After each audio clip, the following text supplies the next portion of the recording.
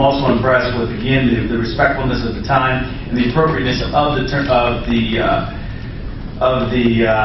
presentation that you just made. So my hat's off to all the efforts that have been made. I certainly want to give this every opportunity to be looked at as we look forward, because ultimately, you just got the budget just recently, and you didn't have to. This is your first chance to respond with the effort that you've done here. So I'm incredibly impressed.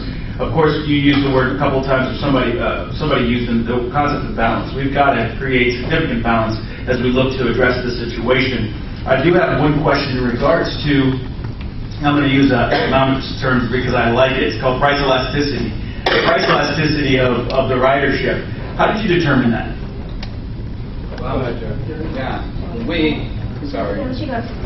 I mean, because that's a critical foundation of what we're dealing with. That's a big assumption to be made. I just want to have a little bit of foundation and background. Right, so all of our analysis is actually really conservative. We use methods of calculating ridership change that are preferred by TriMet, and we use the 0.3 elasticity value, which is a value that we think is too low, but it's one that we've settled on in conversations with TriMet in the past over extensions of 300 miles.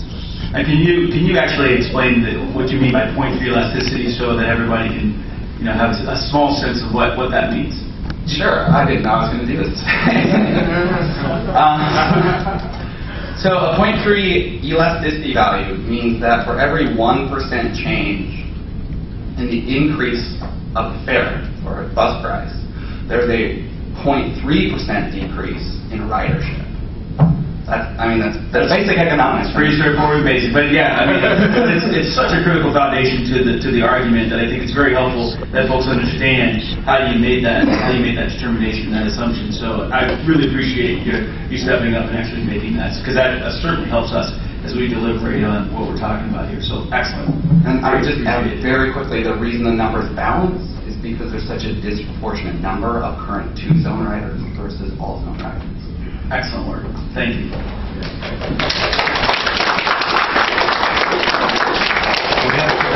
Mr. Charles. I just want to also say thank you for this. This is a good piece of work. Look forward to digging into this a little bit further.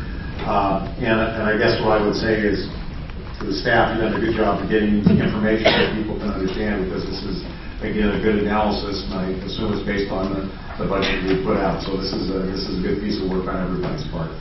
So, Mr. Charles.